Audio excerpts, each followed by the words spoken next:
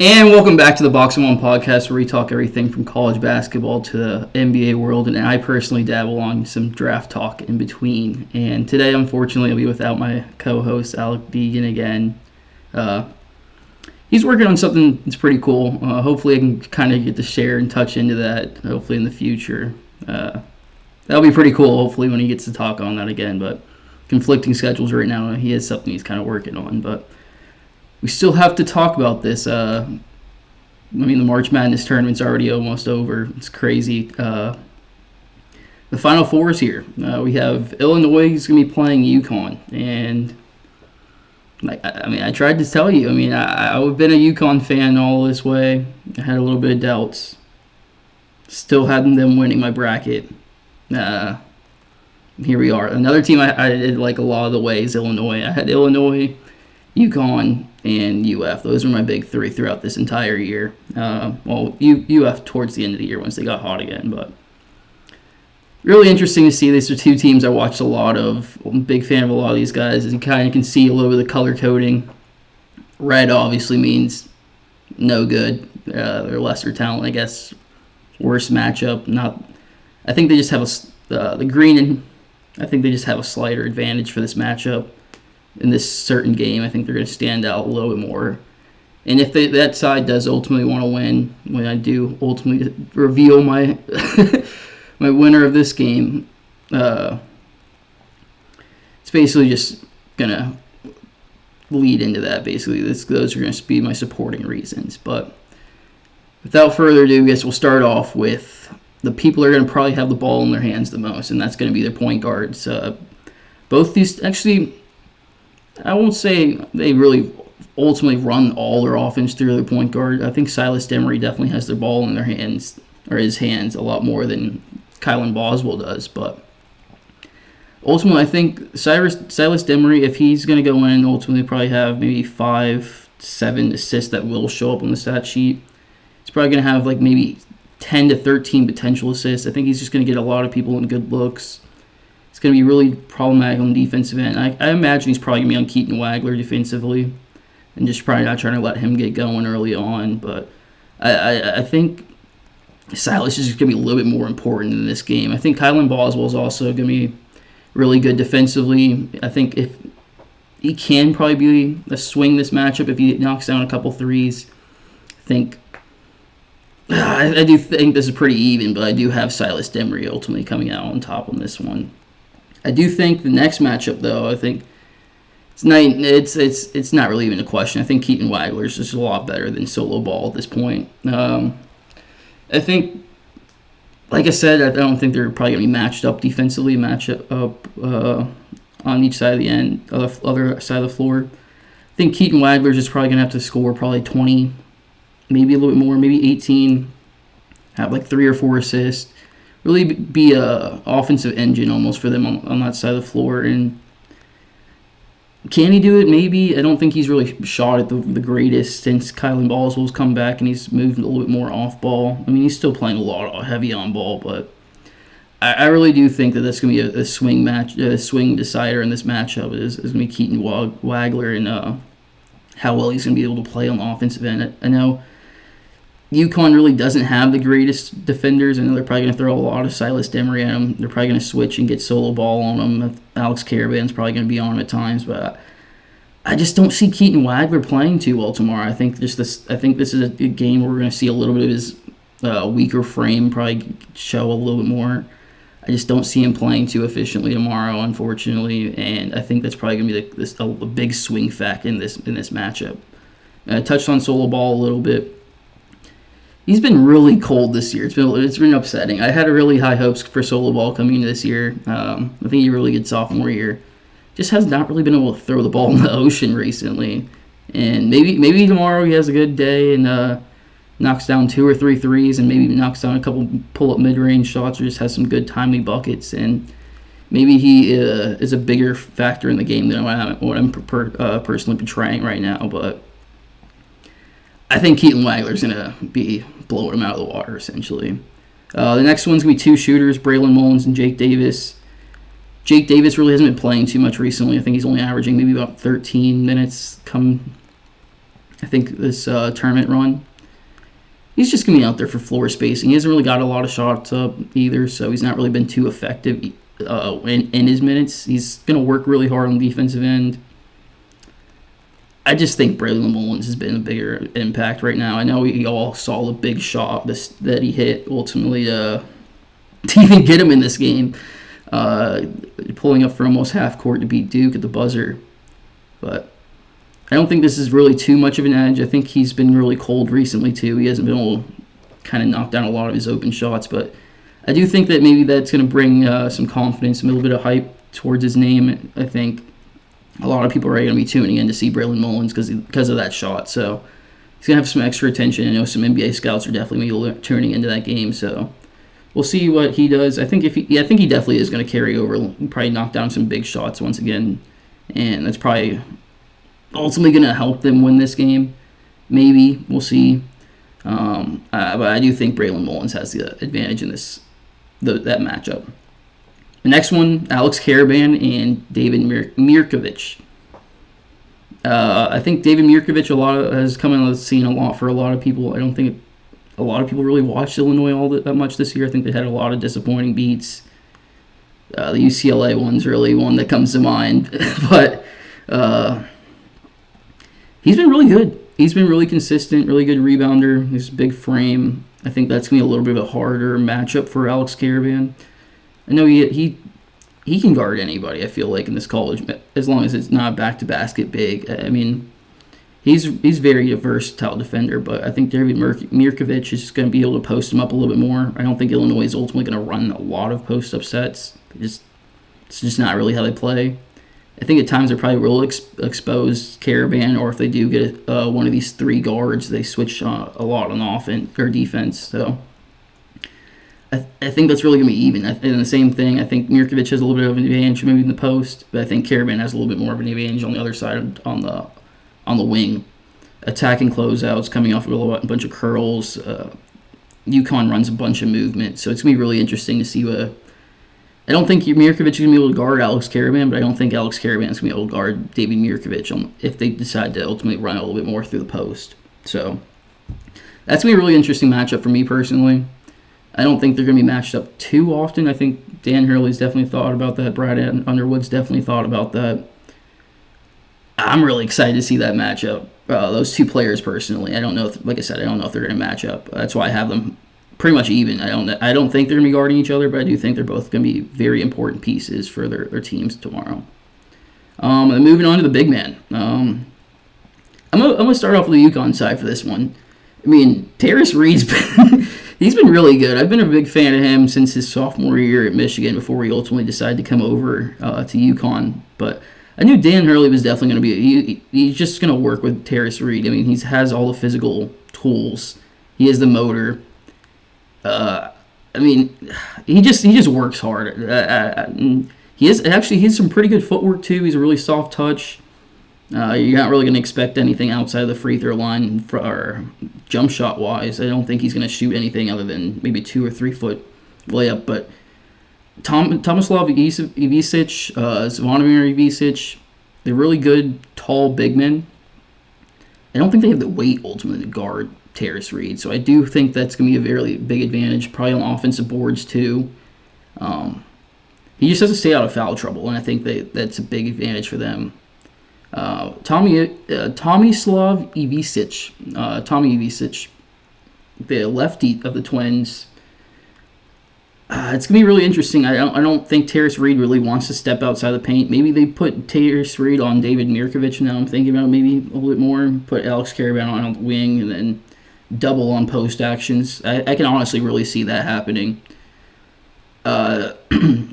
Tomislav is not going to really dominate Terrace Reed on the inside, so there's going to be a lot of they're not going to play through the post. I don't think at all through this game unless it's through David Mirkovic in mismatches.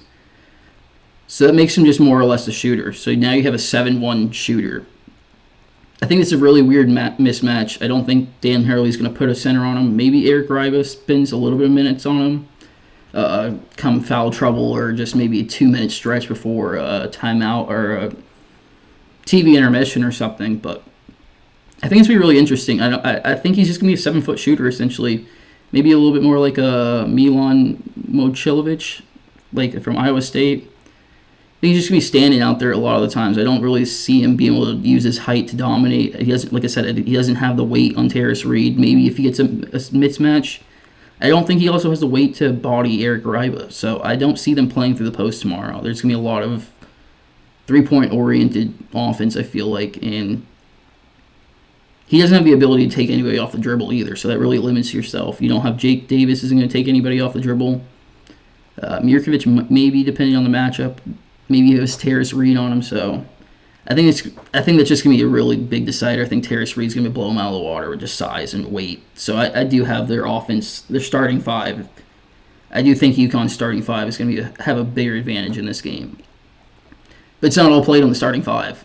Six-man bench players, these are games they really start to step up. And Andrei Stojakovic, I think he's a much better six-man than Malachi Smith coming in. I think Malachi Smith for UConn is a really scrappy guard. It's really annoying. He's from the Bronx. He's just annoying. He's annoying. He's a chirpy guard. He's like Patrick Beverley of college basketball for this UConn team. I love him personally. I mean, he's one of those guys you love him when you're on your team. You hate him when you're rooting against him. And I think he's definitely problematic. It's going to be all up in Kylan Boswell. He's going to be all up in Keaton Wagler tomorrow. Probably won't be on Andrei Stojakovic. He's just labeled as six-man. Stojakovic could potentially be starting tomorrow. He's probably going to play a lot of those Jake Davis minutes. And I think there's probably a plus matchup for them against Braylon Mullins. I think I like his downhill ability to get to the rim. He's a really solid catch-and-shoot guy. I think it's going to be really interesting to see if he gets Eric Riba in foul trouble, Terrace Reed in foul trouble. Those two guys like to get in foul trouble. More or less Terrace Reed. If you get him two early fouls, two or three fouls in the first half, I know Deion Hurley might not throw him back in there after the second one, but Stojakovic definitely could be one of those guys drawing at least one or two of those fouls, and I think that's definitely be a swing player in this game. Touched a little bit on Zvonimir, the other Ivicic, 44. I don't know how the right-handed one differentiate them. I think it's going to be really interesting with what he's going to do tomorrow. I think he's going to be a really good rim protector for them. Again, I don't think he's going to be able to guard Terrace Reed in the post, just size-wise. He's even skinnier than Tomislav. But again, on the offensive side, I don't know really what you're going to do. You're now going to be a 7-2 catch-and-shoot guy. I don't see him attacking any of these closeouts unless Terrace Reed matches up with him. And again, I don't see him playing in the post and just controlling that matchup whatsoever.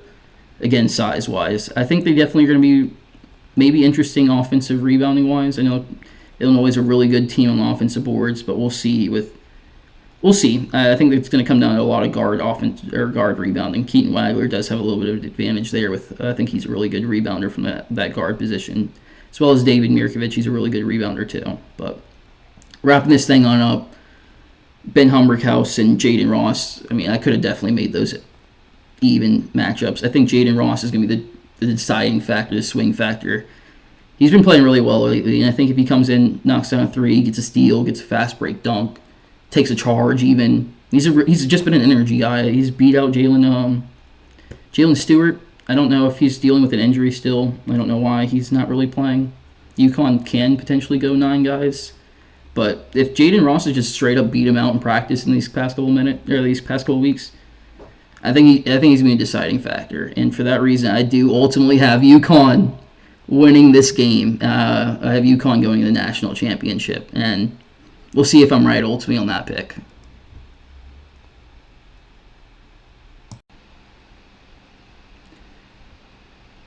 And then now getting into the second game, we'll have Arizona and Michigan. 2 teams I ultimately had not making it this far. I think I had Virginia. I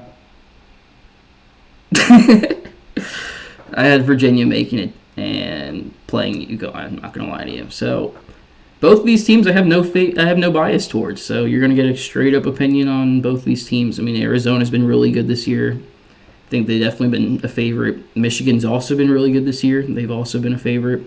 Arizona has been hot since day one, obviously, since the first game, since they upset UF.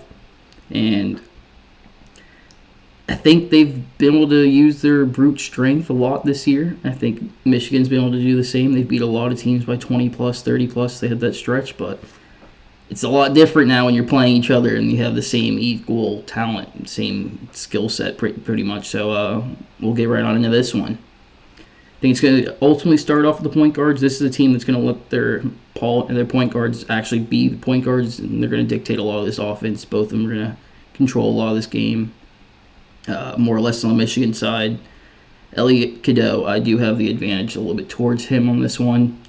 I think he's just going to control a lot of the offense, like I said. I think he's averaging like 8 assists right now. I think he's coming off of 10 assists this last game or something like that. I don't know. I don't play too much into the analytics. I do think that he's going to create a lot of open shots for this team. And once again, Daymar has been really playing really well off of him all year. I think he's just going to get a couple lobs from him. I think he's going to kick it out to Namari Burnett, Trey McKinney, probably Roddy Gale, maybe give you 1-3. He's just going to find a lot of people. He's just been a floor general all year, and I think he's just going to continue to do that. Offensively, he hasn't really been doing too much. I don't think he's really been scoring the ball the most efficiently recently either. I think if he does give you a couple threes, I mean, I know a lot of people are probably going to be surprised tomorrow. I think the narrative since his freshman year is just let him shoot, and you let him shoot now, and we'll see what happens. I think it's going to be really interesting to see what happens tomorrow. If they do let him shoot, maybe he gets going. I mean, what do you say? It's over? It's over? It's over. I think it's going to be really interesting tomorrow to see what Elliot Cadeau does. But Jaden Bradley's also been really good. This is a senior guard. It's ultimately he's gonna have to hit a couple shots tomorrow. He's gonna have to hit some outside shots. And he's been really poised, gets to the mid range. He's a 3-level scorer. He can get to the basket too. This is a team that's they're just really big. They have 3 guys that are really excuse me. 2 guys that can play power forward. 1 guy that's really a center.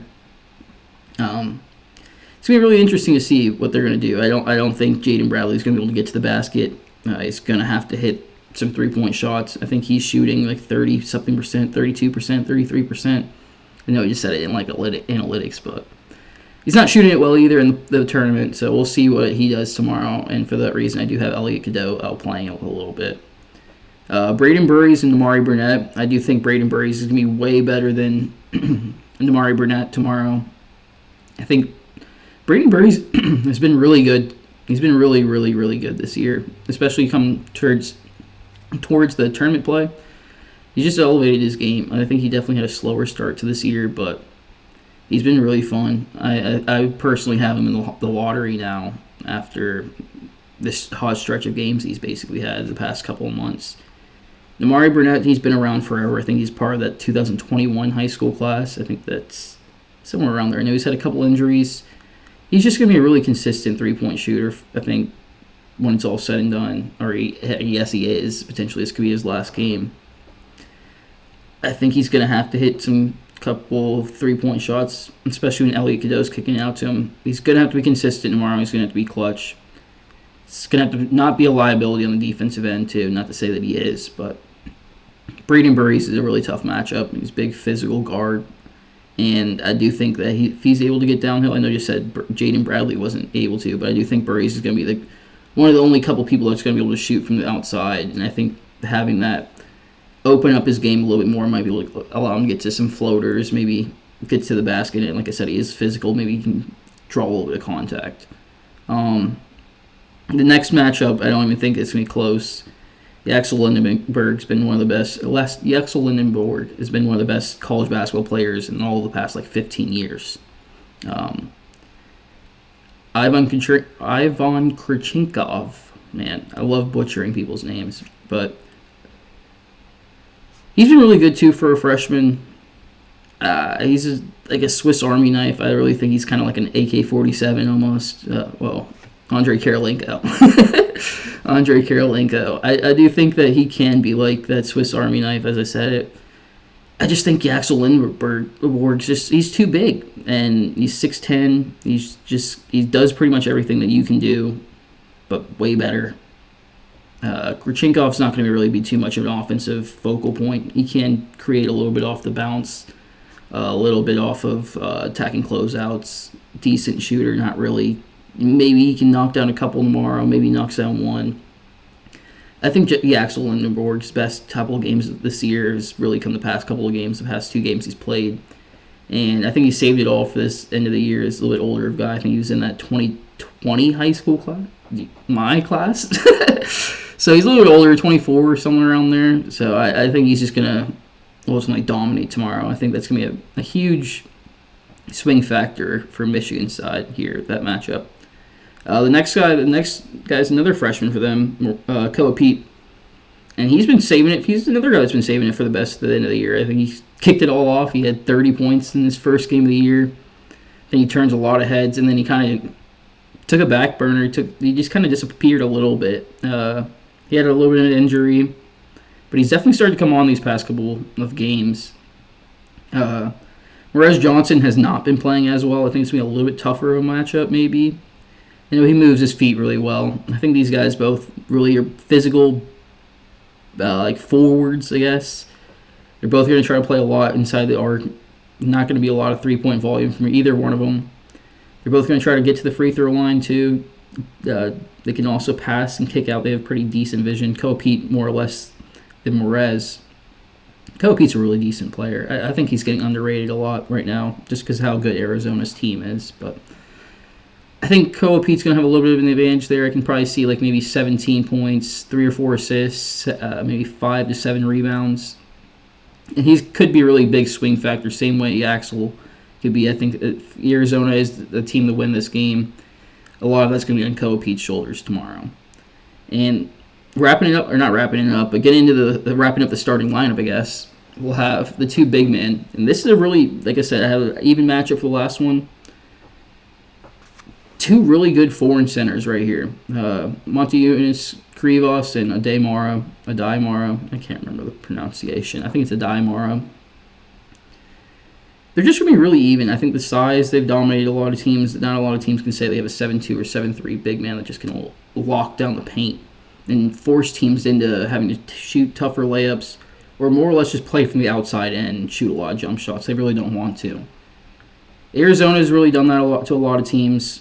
Michigan's done that to a lot of teams. They just funnel everything into their center and have them change a lot of shots. It's going to be really interesting to see what happens tomorrow. I think Krivos has definitely struggled a little bit more with taller, more physical player, or not physical players, just taller talent. I mean, it's hard to be as dominant. I think that's just expected. Same with Adai Mara. He's not as physically gifted right now as Krivos. I think Krivos probably could dominate him a little bit on offensive rebounds and defensive boards for sure. But again, I think they're just going to change a lot of shots and be really problematic on the painted area. And I don't think they're really going to have to worry about either one of them really shooting too much. I'll be surprised if there's 2 3-point shots combined between them. So they're really evenly matched up, and that's why I have them essentially dead even. But now we're just going to get right on to the bench, and this is really what I think this is the deciding factor. I know LJ Kaysen ultimately isn't playing with a torn ACL, and I think he's going to miss pretty much all of next year too, unfortunately. But we're not here to talk about him. He's hurt. Get better soon. Sorry. Toby Awaka's been really good off the bench for them. He can rebound it from anywhere, it feels like. One of the best rebounders, and it's going to be really interesting tomorrow. I think he's going to... Morez Johnson's bigger and more physical than he is. Yaxel's just as big as he is. I don't think he's going to be able to get a lot of those offensive rebounds and dominate that facet the way he typically does. Defensively, could also be a little bit interesting. He's a little bit undersized now, which I don't think he's seen a lot of this year. I still have him at the advantage because he's a 6-man in this case. Trey McKinney's obviously not going to be matched up with him very much, hopefully at all, if you're a Michigan fan. But I think just in terms of 6-man, I think Toby Awaka has the advantage there. Trey McKinney's going to be really important, though, for Michigan, too. I mean, this could be an even if you really want to get into technical things of this. I think Trey McKinney's just a little bit younger. Maybe the lights could be a little bit too big. Maybe he does shy away tomorrow. Maybe he doesn't shoot it as well as he's capable of. That's why I ultimately gave it to Toby Awaka. But I think Trey McKinney could also be a really important player in this game. Maybe he does ultimately knock down those shots, like I said. And maybe Michigan wins by 7 instead of 1 ultimately, or maybe if he doesn't knock those shots down, maybe Michigan's losing by 5. So it's gonna be really interesting. I think same with Toby Walk on that. And I'm just gonna kind of combine Dwayne Aristote and Anthony Dell'Orso kind of into one. Aristote's really not been playing these past couple games, but I already had 8 people in the graphic. Michigan's gonna play 8 people, so why not throw their next best player in there? I guess in case foul trouble or injury. I guess we'll talk about him essentially. Dell'Orso's not really been the greatest. I guess. Well, let me take that back. He still is a really good shooter. I think you definitely have to respect him. He is probably their best catch and shoot threat. Maybe Braden Burries beats him out still a little bit. I think you definitely have to respect him from the 3-point line. But again, there's a reason why he's coming off the bench. There's a reason why he's this far down, I guess, in my rankings, essentially, of their tier list and the talent on this team. Maybe he is a swing factor and makes me shut up, and he hits 3 threes and flicks me off, maybe just personally. Who knows, maybe. But I don't think he's going to change too much of the game tomorrow. Maybe he has 5 points max. Maybe he has 7. Let me stop him, but I'm not going to try to let him have 20 points now. They're like, well, that's the reason why Arizona won. But I just don't see the Arizona really having too much of an impact from those 2 guys come the end of the bench. Maybe I'm wrong. Maybe Aristote comes in, gives you some really good energy plays. I know he's a really great athlete. This is another freshman. Who knows? And then D'Orso's a senior. This is the last game potentially, so maybe he comes out and makes me shut up essentially and drains some big shots. I just don't personally see it. Roddy Gale Jr., he's been really good through his college career, I feel like, especially since his transfer over from Ohio State to Michigan. Shocker, I know. You did hear that right. It's going to be really interesting. I think he's going to give you some energy plays. Really great, scrappy defender. Streaky shooter. Maybe he gives you one. And if he does give you one, it's probably going to be like 2 minutes left in the second half.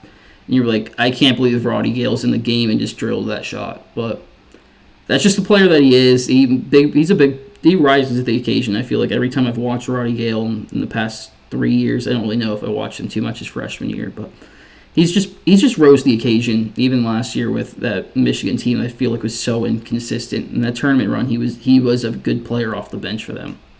And Will Cheddar, maybe he comes in, knocks down a couple shots. Maybe he knocks down one. I think that would be really beneficial for them. I think we kind of can throw him in the Dwayne Aristote bench. I know Michigan's going to play 8 guys. I don't think Cheddar's really going to do too much to ultimately swing the game and be like, well, Will Cheddar beat us tonight, and that's the reason why Arizona lost. Now, I think he maybe just going to give you a little bit of a breather for Yaxel. Maybe if he gets in foul trouble, maybe Morez Johnson gets in foul trouble. I think a lot of these guys, those big 3 for Michigan, the bigger 3, they're going to be in the game majority of the time, and I just don't see Will Cheddar probably playing more than like 9 minutes, maybe 13. I don't see him being too big of an impact ultimately in this game. But now, wrapping that up, who do I have winning this game? I do think Michigan does pull it out. I think it's really close. I think it's probably going to be a 3-point win, maybe max. Like I said, these 2 teams are really evenly matched. I think it's going to come down to 3-point shooting. I don't think Arizona is going to make more than maybe 5-7 threes. And if they do, well, that's the reason. You heard it here on camera because I said they can't shoot. So I think it's going to be really interesting. I think they're both really evenly matched. They're really good defensively in the paint. Really switchable defenders, really versatile defenders. Really crafty guards. I just think it's going to come down to shooting. And I think that off the bench of Michigan, they have some swing guys. Maybe Will Cheddar is that swing guy too. Trey McKinney's probably going to come in and give you a couple threes. Amari Burnett can knock him down. Yaxel's been knocking him down recently. Like I said, Cadeau's probably going to surprise a lot of people again tomorrow and knock down a couple. Maybe one. Maybe just some free throws. Who knows? I think that's going to be the deciding factor. And that's why I think it's going to be UConn versus Michigan in the national championship. I said it here first, April 3rd, Friday night. Crunching this time out before basically the games tomorrow. And that's all it's going to be here for me. I'll probably catch you, going to crank out a video, probably repost one of my videos on my channel. Check out the Jaybird channel, JAB3ISRD, JABIIIRD, Jaybird. It's in the bottom right corner. I do post a lot of mock draft personnel as well as individual player breakdowns. I plan on getting maybe 120 prospects, maybe 150. I know it sounds crazy, but I don't have a life right now, so I'm cranking out videos. So, like I said, maybe Alec Deegan will be back. Maybe we'll get another guest host. We'll see. But that's it for me, and I'll catch you guys next time.